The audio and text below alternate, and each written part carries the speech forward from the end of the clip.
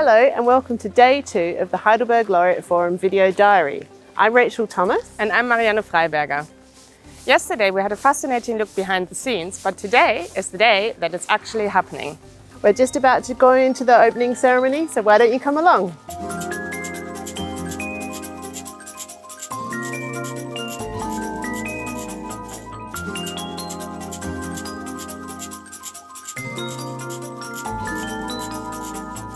Okay, Sheetal, could you please introduce yourself?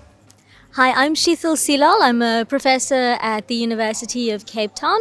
I'm a director of the Modelling and Simulation Hub Africa, which is a disease modelling unit based in Cape Town.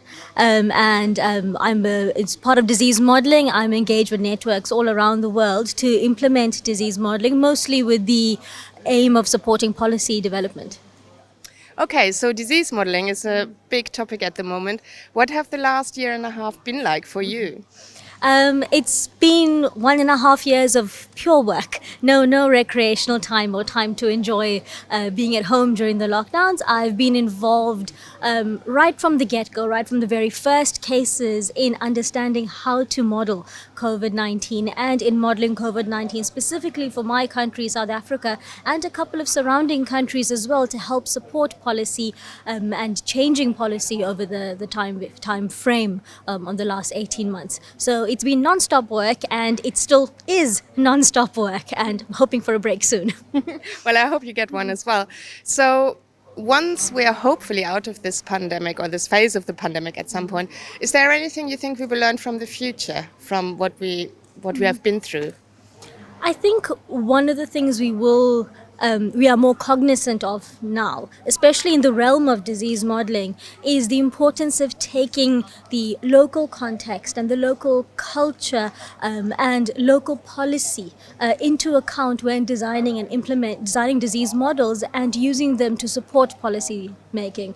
Long gone are the days of global models or relevant for whole countries. We've got to take the diversity into account and the social behavior of people within countries into account in order to develop effective models to better support policy.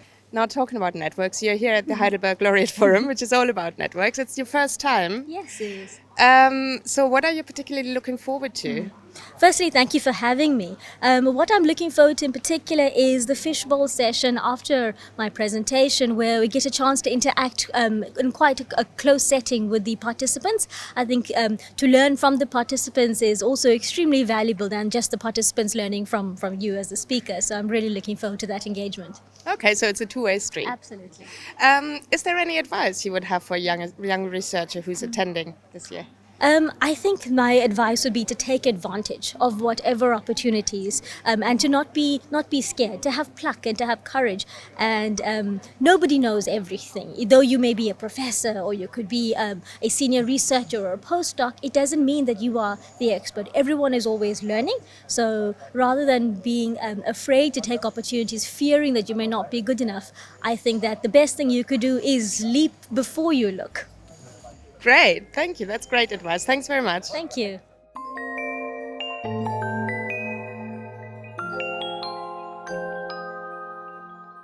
Would you please like to start by introducing yourself? Yeah, so hi, I'm Amrish Baidjoe. I'm a field epidemiologist and microbiologist, and I am the director of operational research of one of the institutes in Médecins Sans Frontières, Doctors Without Borders, where we're responsible for using operational research based on our data to improve our medical operations. So we already talked today to Sheetal, who's your co-panelist or co-host on the Hot Topic session, and she told us about her experience of the COVID-19 pandemic. What has your experience been?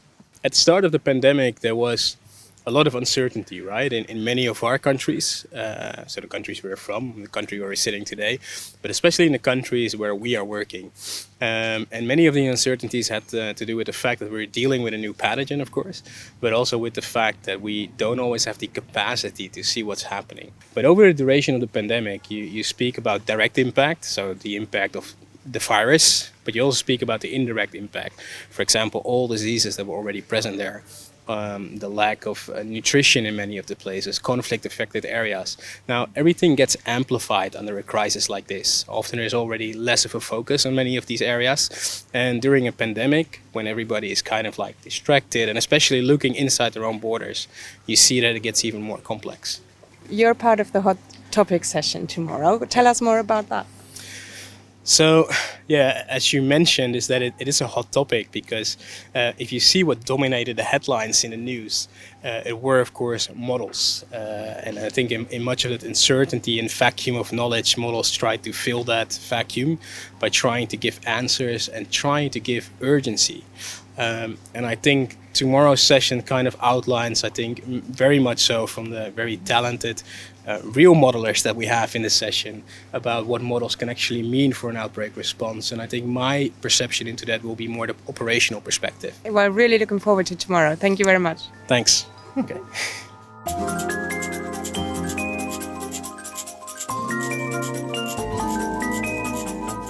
Jeff, it's lovely to talk to you and to speak to you. Can you introduce yourself and tell me a little bit about yourself and where you're from?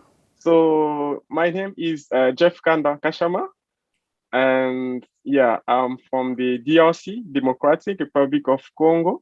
I'm currently in Canada, where I'm doing my PhD. I just started this year. I'm in the first year of my PhD, and yeah, so in my PhD, I'm working on anomaly detection for industrial control system.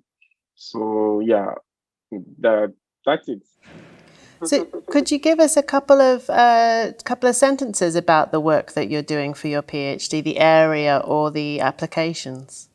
Yeah, let me give an example of someone who used to read his emails every day at like 10 a.m. And at some point, we noticed that an email was sent by that person, but that was at 2 a.m. So you see, it's a kind of event that really deviate from the normal behavior of that person. And yeah, that's what I'm interested in detecting. But now I don't want a human being to monitor all this. And I would like to give to a computer the ability to detect this kind of event. That's the name machine learning. So I'm using machine learning to detect all the events happening that deviates from the normal behavior. And that can be applied, in many domains. Like for me, I'm interested in applying it in industrial control system. Where we are in industrial control system, we have many elements like doing actions and so on, and we want at any time that something is looks abnormal to be detected. And yeah. Oh, that's really interesting. And you've been to the first day of the HLF. What are you looking forward to? What have you enjoyed today? So amazing to be attending this because, we meet people that are sharing, the same domain with us, working on the same area with me, and we can connect. I can connect with them and share experiences.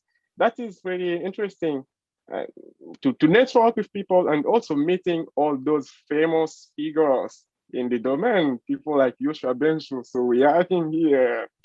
I'm so excited to. You're excited to meet Baidjoe. We should let people know that Baidjoe, the laureate, is like he's one of the founding people of deep learning and machine learning, isn't he? And he's had great impact on the field.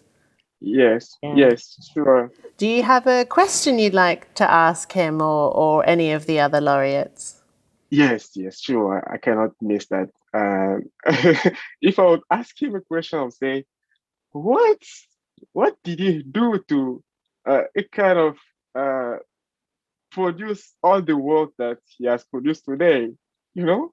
I'm interested to know how he was able to do all this and to come up with very brilliant ideas that everyone is now using today and trying to base like new things on what he has done. So all these are really amazing, and I'd like to know how he was able to do this and what he can also advise me as as someone coming from Africa, I'm also interested in knowing what we can do better to also kind of push up Africa in the domain like artificial intelligence, because that's gonna be good for tomorrow, for the future.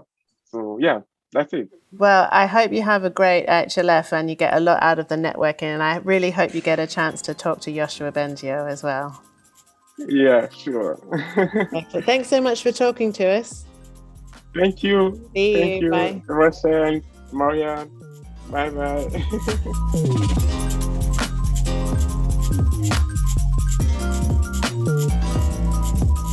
So it's been a really exciting first day at the HLF with the opening ceremony and everybody coming online from all over the world. And we're starting to interview lots of exciting laureates and speakers, so please do send us your questions for them. You can either use the conference tool or you can contact us through Twitter with the hashtag HLF21vlog. Well, we'll see you tomorrow. Bye! Bye!